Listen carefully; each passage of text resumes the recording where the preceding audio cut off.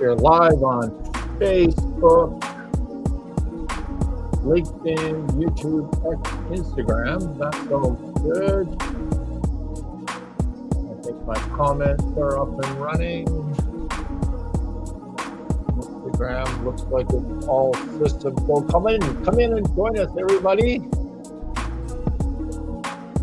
I think we are good to get started. Let me just put on pause. Thank you for that. Ion comment sounds good on Facebook. Thanks for that. Actually, I had to reset the Facebook controls when I logged into this thing. So I'm good that we are all system go. Yes, there we go. Welcome, everybody. September 12th, 2025. As we are waiting for people to join, I always have a little talk while we let people file into the live stream here. But this week we had the assassination of Charlie Kirk, which really was disturbing and shocking to many of us, but certainly to me. Threw us aside, got me off track. 31-year-old father of two, killed for engaging in debate of values, debate of truth. Killed for being effective, for showing youth in particular there is value in all humanity, that love and tolerance are the way that hate should be rejected in many ways. Charlie Kirk was the Martin Luther King of his generation. So many are mourning his death, which feels very, very much like the death of an ideal, not just of a father, of a human being. And so many on the left are celebrating his death, actually cheering. We have an opponent off the board. Let's do more. We've taken out a future president, like Dr. Ruth Marshall, a professor at University of Toronto, who, quote on X, said, "Shooting is honestly too good for many of you fascists." I'm not going to say that last word. Look, as a person of Anglo-Saxon descent, I love the C word. I'm not ashamed to admit it. It's a good word. I think it shouldn't be treated so poorly. I like it a lot.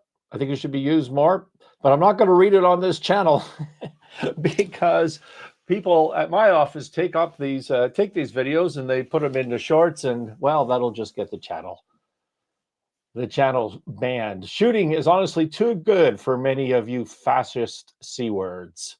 Dr. Ruth Marshall of the University of Toronto, like an employee of British Columbia Legal Aid Society, a government employee. I think Legal Aid is a government-funded organization right here in the province of British Columbia, where I am right now, laughing out loud on social media, saying, finally, this is a quote, finally, someone on the right was shot. Can we keep this up, please? Where do you stand on this issue? What are you going to do? For me, I've never been really politically active, even politically interested. My role in life, I think, is business. It's helping people, entrepreneurs, society, by being better at business, by being better at investment, by being better at financial management. On the political side, I am often confused or accused, I guess, of being conservative. Truth is, I'm really not. If you think back to traditional conservative positions, I'm not really on side with any of them. I'm pretty liberal, old school liberal, when it comes to social matters, even fiscal matters. You know, you've got all these people, hey, I'm socially liberal, fiscally conservative. Not really. I haven't cared that much about the debt. I think that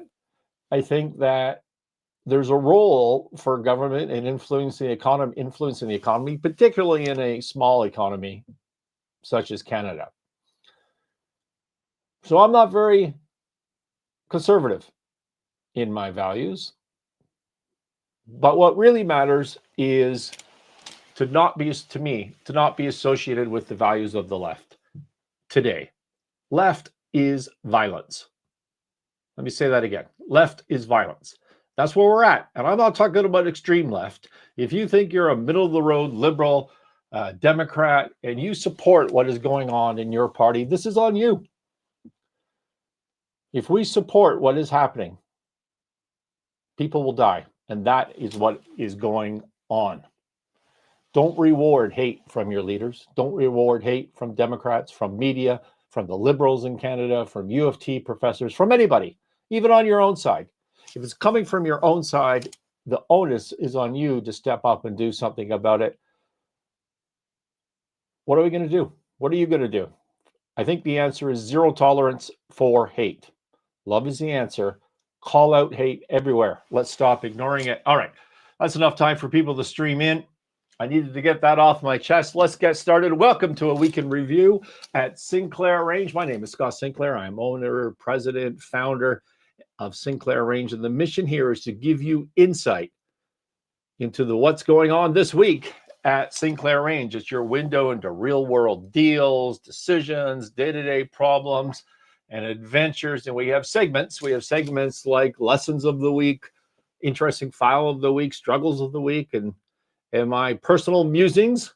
So let's dive right into that. You know, I was introduced, I may have mentioned this to you guys on prior episodes, I don't recall, but I was introduced, sorry, just going to check on the Instagram feed here. Yeah, we're good. I was introduced, Sinclair Range was introduced to a, let's call it a natural health products company, a life sciences company that was looking for funding. Natural health products are all the rage right now. And what these people are doing seems kind of cool on the surface. They're taking artificial intelligence developed systems and they're driving formulations for natural health products that include sometimes cannabinoids, but not always.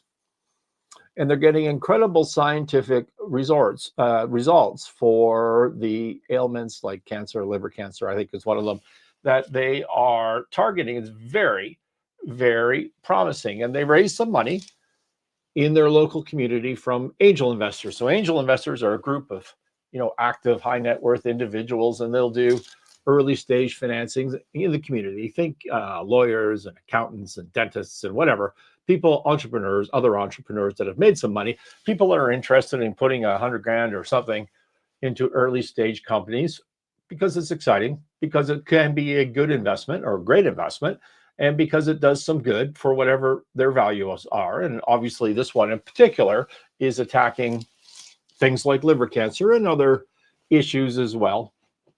And they're having some success at it. So they raised a bunch of money from their angel community, and then they ran out of capacity. They just can't raise any more money. I don't know if the angels are frustrated with the lack of financial progress at this company. Seems to have great progress in terms of finance, but maybe, if I were one of their investors, I would be unhappy with the financial progress, if I could put it that way. Or maybe they're just tapped out. Maybe they've all just hit their limit and they need to go to other stages of financing. So it came to me and they were unable to raise money. And I looked at it and their packages were no good. I asked, hey, Scott, Sinclair Range, can you help us raise money? Let's talk about it. Send me your package. Send me your information. Well, what do you think the first thing we are going to do? Well, what we're going to do is we're going to pretend that we're an investor, even though we're an advisor. We're going to evaluate your materials and see how much work we have to do and whether this is a good deal or a bad deal to get out to the market to raise you some money. Obviously, that's what we're going to do first. So when we asked for materials from this company, what we basically got was nothing. We got a bunch of science, which is great. They are scientists after all. But we got this is what we're attacking. Here's the way we're going about it. We've got AI. We should be able to get funded. But there was no CIM, Confidential Information Memorandum, CIM, no narrative, no models, no three-statement rolling model that we talk about on this channel in prior podcasts as well. No cash flow model, nothing to help the investor understand what investors need to understand, which is what we talk about this all the time. How do I get in? How do I get out? What happens in between? Those are the three things. How do I get in? Is this a debt deal? Is it an equity deal? How much? If it's equity, what's the valuation? If it's debt, what's the coupon? What's the security that goes along with that? If it's equity, how do I get out? Are you going to sell the business 5 years from now? Are you going to sell it to strategics? Are you just going to borrow some money and do a recapitalization and pay me out that way? Are you going to go public? Like, how do I get my money back and how do I earn my profit? And what happens in between is the governance. Who's management? How am I protected? If it's dead, is there security over what? What are the assets, right? How do I get in? How do I get out? What happens in between? That is a deal. If you're not explaining that to a potential investor, there's no deal. It's great, the science that you're doing, but you have to have some concept of this. And so they had nothing. So we said to them, Sinclair Range said to this company, okay, cool. We will help you. We can put that stuff together. That's part of the services that we offer. Here's an engagement letter, and we will go do that. Hey, everybody that's joining us, thanks for, what have I done? There we go. Sorry about that. Everybody that's joining us on Instagram. So we'll put this together for you, and here's an engagement letter, and here's the fee. And they said, well, we don't have any money, and we don't want to pay for this. And we went back and forth. And the bottom line is they would not invest in themselves. And I mean, that's fine. That happens. And they said, we could do it. We can do it ourselves. So I thought about that for a little bit. And I thought, well, okay, here's an idea. We will do a bridge loan for you because they really need $500,000. Sinclair Range will lend you $500,000 as a bridge loan. Now, you need those same materials, but we're not going to charge you a fee. There may be a due diligence fee, a placement fee when we get there, but we didn't get that far in the conversation. But we'll do a bridge loan. This will be the structure, right? It'll be first secured over everything. There'll be some rights. There'll be a coupon, which you don't have to pay, but it'll, add to the value. It'll be picked, as they say in the business. And so 500,000 will turn into whatever down the road, but it will convert into equity at a discount to the next money that comes in equity. In other words, they needed $3 million. I'm making that up. I forget what the number is. So if we give them 500,000, then they raise 3 million or 2.5 million. And let's say, I'm going to make up numbers, that's at a valuation of 10 million. Well, our 500,000 could convert into equity at a discount to that. Call it 6 million, 7 million, 8 million, somewhere in that range. Okay. So that's a typical structure for a deal. And okay, they love that. They love that. So let's get into due diligence. Let's get into structuring this deal. Send me this information. Send me that information. They don't have anything. Okay, you said that you would build your own cash flow. You would build your own models. What am I getting out of this? Nothing. Zero information. What are you going to do with my $500,000? We can do more science. We can do more science. At no time have they dealt with, this is how you get into the deal. This is how you get out of the deal. And here's what happens in between. They don't have it. So I said to them, look, we can't go forward. We can't go. You said you could build this stuff. Then you didn't build this stuff. Now you can't build this stuff. And every time, it's like there used to be a Saturday Night Live skit about when I was a kid about birds chirping and dogs barking, and it's not the same conversation. That's what's going on this deal. And so now they're upset with me and with Sinclair Range because we haven't funded their deal. Deals are about momentum. When you go and pitch a deal, you have to get investors' attention. And the way you do that is you have to answer the question, why now? Why am I excited to invest in your deal? Not me personally, but a lender, an investor, whatever. Why am I excited about your deal right now? What makes this interesting right now? Why do I have to pay attention to you right now when I've got 100 other things to pay attention to? You have to answer that question. And if you do that successfully and you have their attention, you then need to not lose it. It's about momentum. It's about urgency.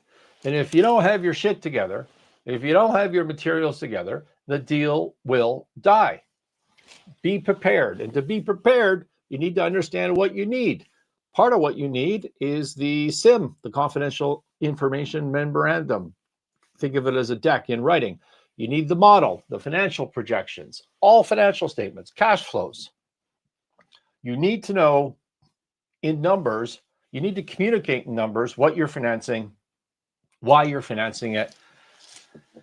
And so that was a lesson. This was a lesson of the week. I think at the beginning, I said it was an interesting deal. That was not. That was the lesson. We need to be prepared. We need to not lose momentum. I had another call with a company just this morning on the exact same issue. Great technology, probably. I mean, what do I know? but it looks like a great technology. And when I go to the financial projections, hey, what is the deal? What are they trying to sell? How can I help them? Is there a role for Sinclair Range in this? There are no projections. There are no cash flows. These guys have a real deal in the sense that they confirmed this morning they got a bunch of purchase orders, and they're going to knock it out of the park, and they need the financing for the purchase orders. It doesn't say that in their materials. It doesn't say anything about that at all. All it does is talk about the technology. You need to have your materials together. You cannot finance without them. You need momentum. You need a CIM. You need a 3-statement rolling model. You need cash flows. You need a structure. You need a data room. And if you don't have those things, your deal will fall apart. Be prepared. Get some help. You can come to us. Obviously, it's my show. I'm going to say that, but go to anybody. Just go to anybody who's competent. Hire a CFO if that's what you need to do. Get your materials together, or you're going to lose out. Had an interesting trip this week, way up north into the oil patch, into oil country. And we have a client that I like a lot. I really like these people. Very overextended with their lender. No hope when I met them of paying their debt or their debt service, think principal and interest. And then the problem with these things, when the debt is relatively high yield, it's got a high interest rate, is it starts compounding. Right? Today it was X, and then it became X plus some interest, and then the interest goes on the interest, and then like every day this thing gets bigger and bigger and bigger, and eventually you just cross this threshold and there's no coming back from it. And so that's a problem. And the good news here is that the business itself also, so the debt's growing rapidly, but the business is also growing really, really rapidly, which presents an opportunity. Because without rapid growth, if you can't ever pay back the debt as a business, I mean, what choices do you have? You have to restructure, and it has to be aggressive, and it's not going to be a happy answer for anybody. But if you have growth and you can execute on that growth, well, there is an opportunity with a helpful, thoughtful, creative lender, which this company does have. I also like the lending side of this. They're fantastic. And so you can go to a growth strategy. Says here, Shannon on YouTube, one question. Feel free to throw out what that question is. Shannon, I don't know. I can't answer it if you don't tell me the question. So please let me know. Anyway, so we have this growth strategy. And the problem that we're running into is we are not, in fact, growing. That's the problem. So we have this. Now, it's a timing issue. I think like we were hoping we were growing, and it's in the oil patch, and so things get delayed. But everybody expects that this is going to happen, but it hasn't happened right now. And the challenge is, of course, is we're losing money, or we're burning cash, more specifically, forgetting about the debt service. And so we're just bumping along like this, but the debt is going up like this because of that compounding impact that I talked about. If you're on the audio version, on the replay of this, I was doing things with my hand that would have really made that clear for you. You'll have to imagine it in your own mind. And so we had to work through that. That's what the point of the meeting was up there. And I think it went really, really well. And next step for us is to document all of this into a forbearance agreement. And for those that don't know, a forbearance agreement is basically a private contract between a borrower and a lender, typically. And it says, hey, we've tripped up on things, but here's what we're going to do collectively to make this work. And so I'm really happy that we've got a plan, that we've got everybody on side, and we wouldn't have had a plan. It wouldn't have made sense that if we didn't have the cash flow model together and the 3-statement rolling model, projection model that goes out month by month for years. We have the tools. If we didn't have the tools, we would have been in real trouble. We've been in real trouble because we couldn't run sensitivity analysis and figure things out and come to a plan. But that is what we were able to do this week with this particular situation. Now, I want to use this as an opportunity to talk about something. Do you think, if you're a turnaround person, if you're like me, and people like me, and you walk into a business, let's say a mid-market business, let's say that you are, you meet a business and it used to be doing 80 million in revenue, and now it's doing 50 million in revenue. Do you think to yourself, wow, I could turn this business around. I could invest in this business. I could buy this business. If only I could get it back anywhere close to 80 million in revenue. That's what it used to do just 2 years ago. And it was making tons of money. And now it's losing lots of money at 50 million revenue. If I can get that revenue back, this is going to be great. I'll be a hero. I'll make lots of money on my deal. Is that what I think? Is that what any reasonable turnaround person thinks? No, that's not at all what we think. What we think is, okay, it used to be 80 and it made a bunch of money. Now it's 50 and it's losing a bunch of money. How bad can this get? Is 50 the floor? Wait, I could reasonably get down to 40 million in revenue? Wow. Okay. Is that the floor? No, 35 million is the floor. Okay. There's no scenario where we will go, we're at 50 right now, but in a worst case scenario, bang, we could hit $35 million. All right. How do I become profitable at $35 million? That is the question. I'm not trying to grow my way out of this problem. How do I fix my foundation? If I'm trying to grow my way out of this problem, what I'm doing is I'm building on a terrible, rotten foundation. So I want to take a step back and I want to restructure my fixed costs. I want to look at my margins. And what we do at Sinclair Range, you want to make more money. We always say this: number one, contribution margin. Number two, reduce your fixed costs. Number three, then grow. Then grow. That's what we do. So we went through that exercise with this particular client, but it's a good lesson. It's a good lesson on this deal for us all to remember. And when I'm hanging up here, I think I have one more call, and then I will spend the rest of my evening with a bottle of wine and cigar drafting a forbearance agreement. And we're going to do well on this particular business. I don't know if you guys remember a few episodes ago, I talked to you about a real estate deal. Would have been in July 15th, I think it was. It was supposed to be June 30th. We're the vendor. It's an important transaction for us. The whole premise of this show is that when I was off sick for quite a long time and the company got itself in real trouble, we're digging ourselves out of that real trouble. Things are going terrific, and I'm bringing you all on the journey. But a part of that was to sell this piece of real estate, and it helps us deal with some stuff that we need to deal with. And so we had a deal, it was locked in, it was firm, they're supposed to close, they didn't close. Then they extended to July 15th, then they didn't close July 15th, and they accused us, I've talked about this on the show before in prior episodes, they accused us of, hey, we said we were going to buy all the equipment in there as well as is where is, and you sold off the equipment to somebody else. That was basically the dispute. And it's technically they're wrong, but also it's not our equipment.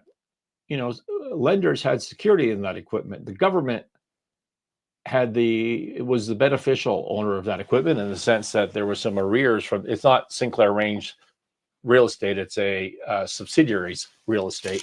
We had purchased them. And, so the government had some prior claims on that equipment as their real estate. Sorry, their equipment. And so they were wrong on two fronts. And I explained that before. And so all of late July and August, I've been meeting to get around to sue these vendors. But we're busy. We're busy. We've got new deals coming in all the time.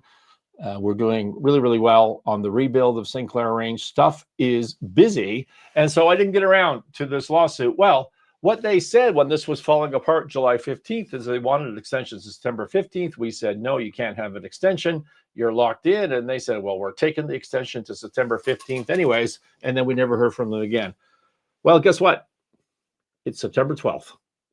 Still haven't heard from them. Monday, as far as I know, without looking at a calendar, is September 15th.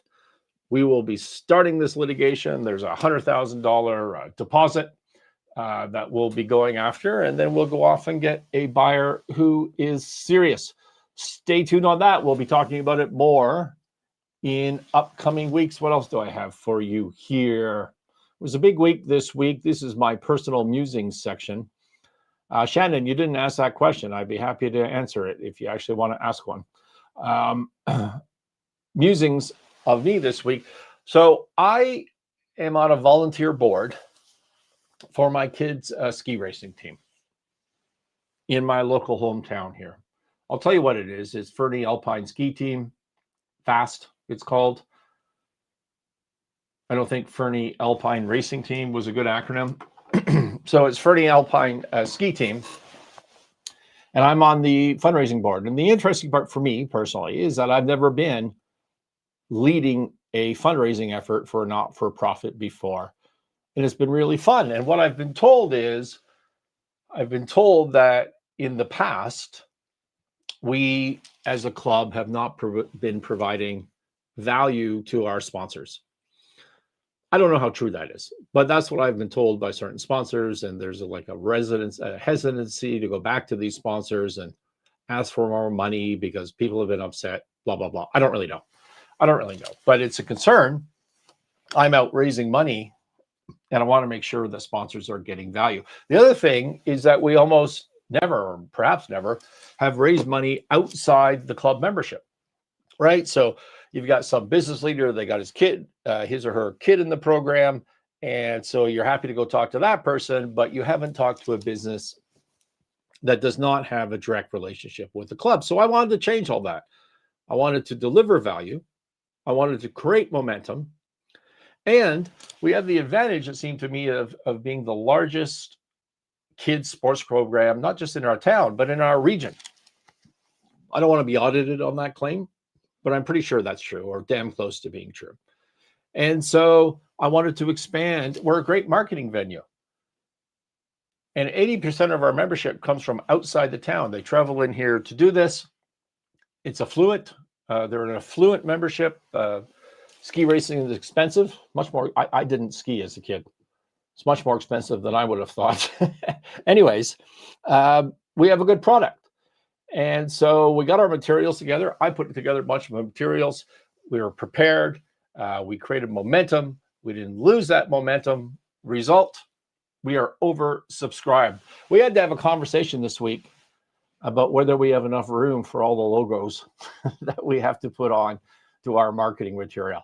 What a fantastic problem to have. I will now be spending the rest of my winter making sure I deliver value to these sponsors. And for those that did step forward with a sponsorship, thank you. Thank you very much. We will make it worth your while. Come and join us at the Inner Circle Deals and Capital. What is that, you might ask? This is a free, private, live community where founders, executives, advisors, and now investment bankers and capital institutions are coming together every 2 weeks on a Zoom to pitch deals, tell us what business they're in, share challenges, get feedback, sharpen their strategies. We've had 3 meetings so far. I believe it is evolving. It's going to get better. It's already been fantastic. People are really engaged. I've loved it. If you're raising capital, if you're structuring deals, if you're navigating a tough business challenge, this group is for you. The goals of our community are to build a community, education, deal review, planning review, and deal pitching. Here's a testimonial we received. Thank you for the invitation to the Inner Circle meeting. I learned a great deal. It also provided me insight on the need to dig deeper on the development stages and costs and to strengthen my presentation to the circle. I look forward to making a request in the near future to present. Come and join us. Bring your deal, bring your questions, connect with others who are serious about making capital and deals work. Reach out in the notes. You can just DM in whatever platform you're on. Reach out, or you can go. I didn't put a link to this in the show notes. I can do that later. And there we are, 31 minutes into this thing, which is perfect. Thank you for listening. This has been the Sinclair Range Week in Review. Thank you for those that reach out privately with questions. I do my best to address them all. If you are a company, if you're a business in transition, whether you're going through high growth, financial distress, doing deals, that's what we're here for. Feel free to reach out, and we'll talk next week. Have a great weekend.